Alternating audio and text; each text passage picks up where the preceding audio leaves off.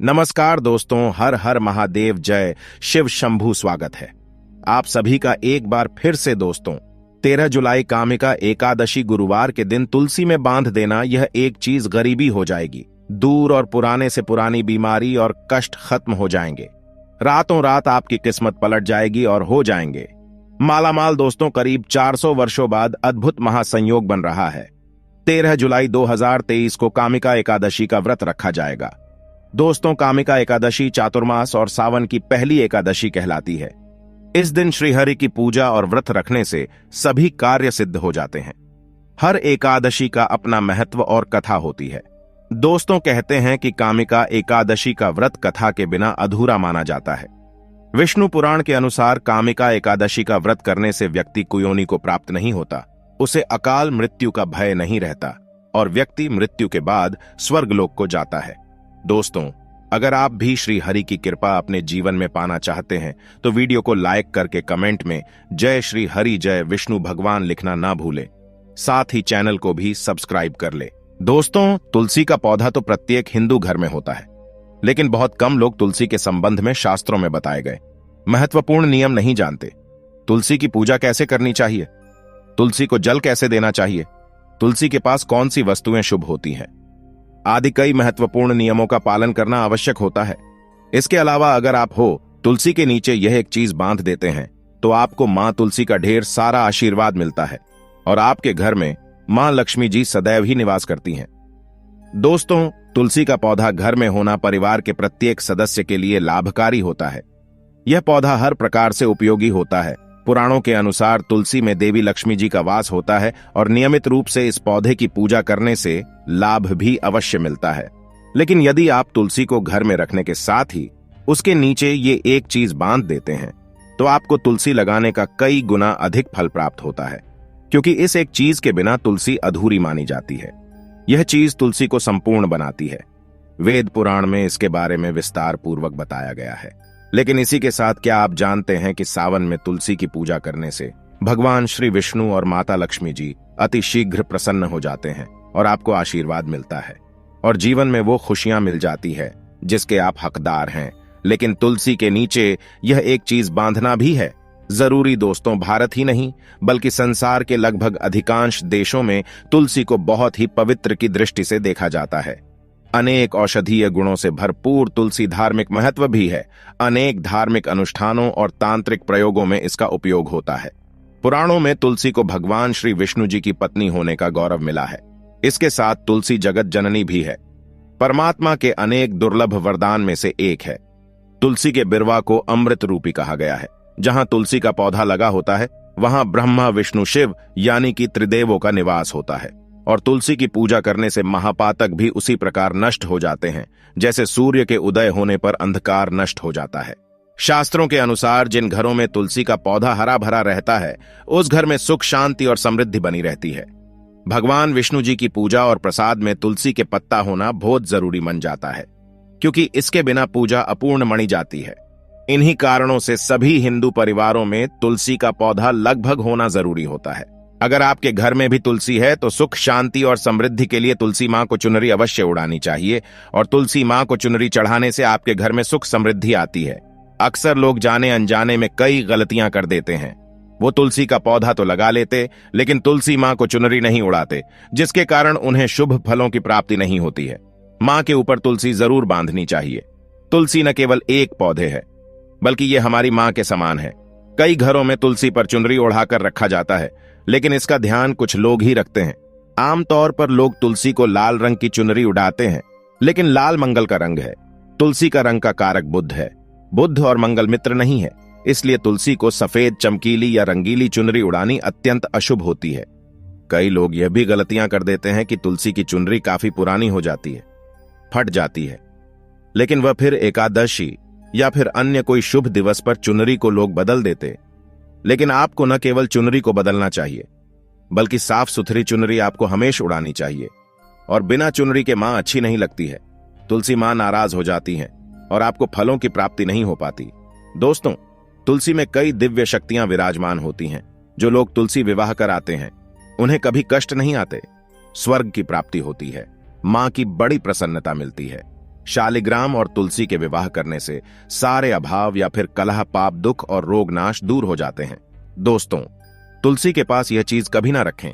तुलसी के पास आप शिवलिंग ना रखें और गणेश जी की प्रतिमा ना रखें। शिवलिंग के पास कपड़े कभी ना सुखाए, क्योंकि आप जब भी सुखाते हैं तो उससे जो पानी गिरता है वह अशुभता लाता है, नकारात्मकता फैलता है।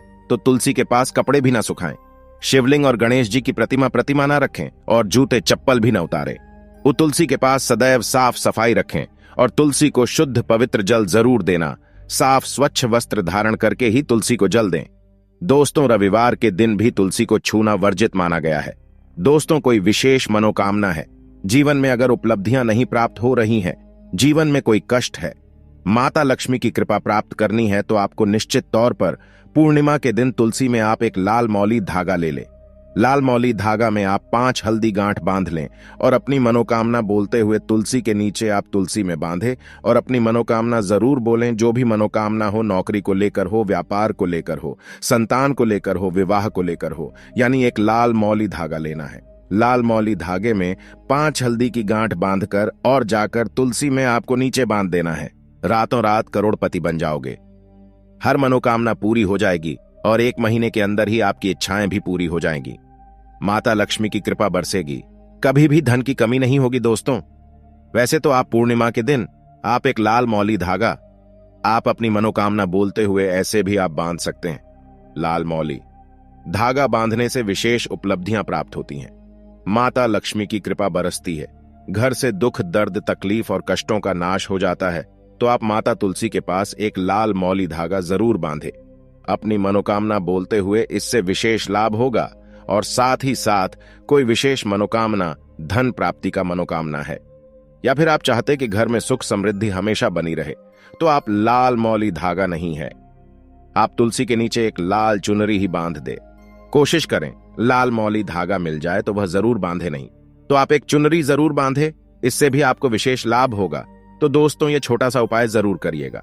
तो दोस्तों, आइए जानते हैं कामिका एकादशी की व्रत कथा और पूजा के नियम और विधि। प्राचीन हिंदू ग्रंथ पद्म पुराण में वर्णित कामिका एकादशी व्रत कथा इस प्रकार है।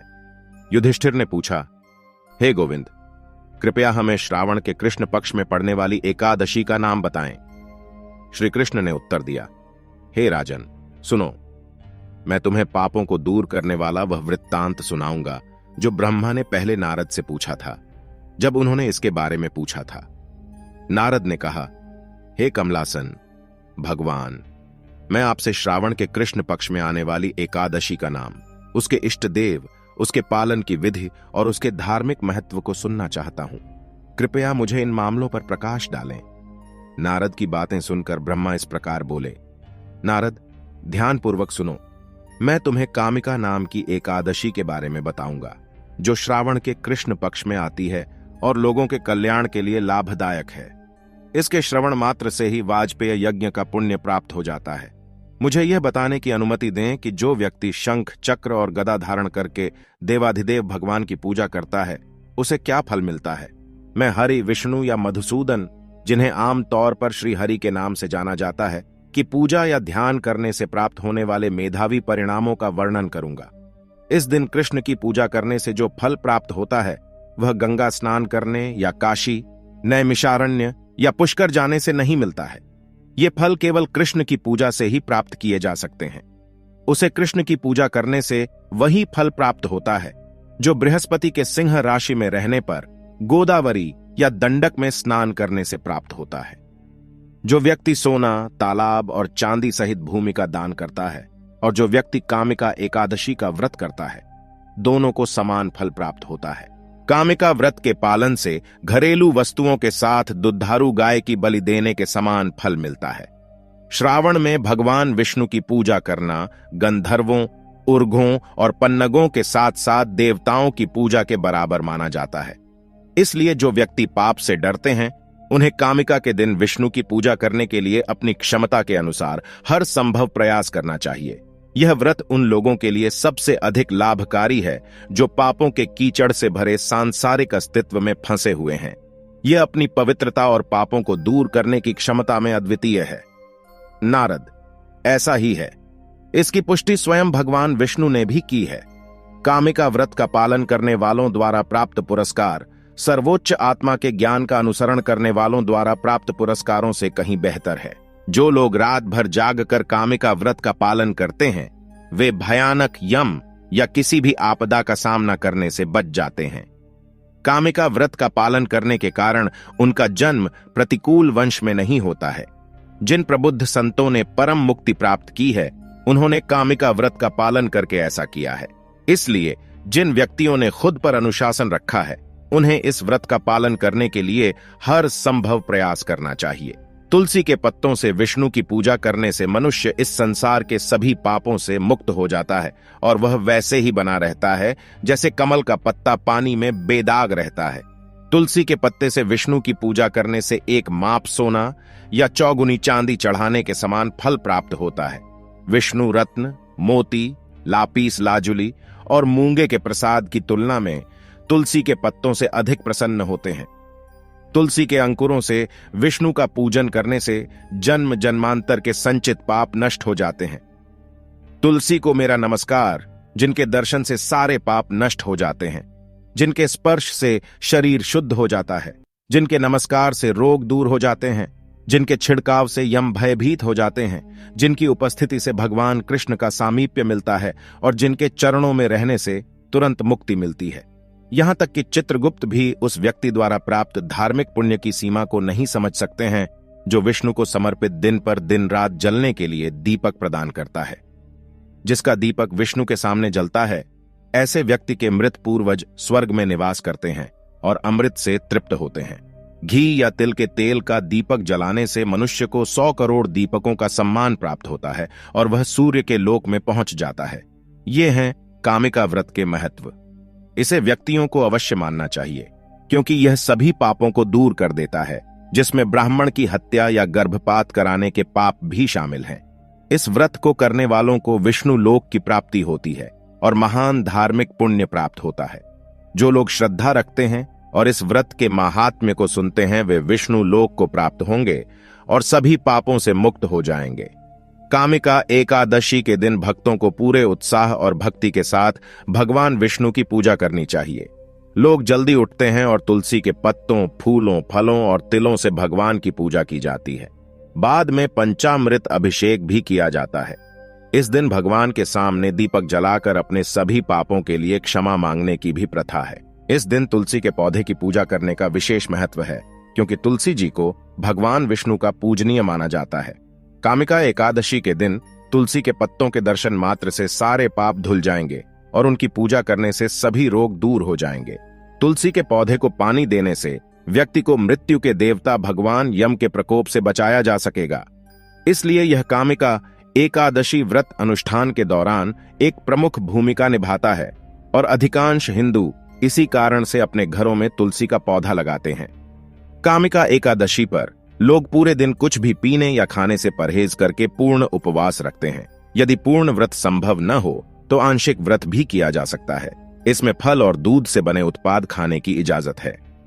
एकादशी का व्रत अगले दिन द्वादशी को ब्राह्मणों को भोजन कराने और पैसे और कपड़े दान करने के बाद तोड़ा जाता है।